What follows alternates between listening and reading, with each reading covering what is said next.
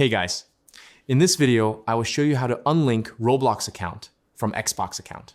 All right, let's begin. First, open a web browser on your PC and go to roblox.com. Make sure you are logged into the Roblox account that is currently linked to your Xbox. Once you are on the home page, look at the top right corner and click on the settings icon. Then select Settings from the menu. After entering the settings page, navigate to the left-hand side and click on the Security tab. This section contains important account options, including login activity and connected devices.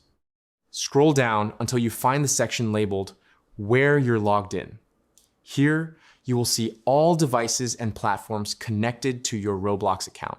If your Xbox account is linked, it will appear in this list with a Disconnect button next to it.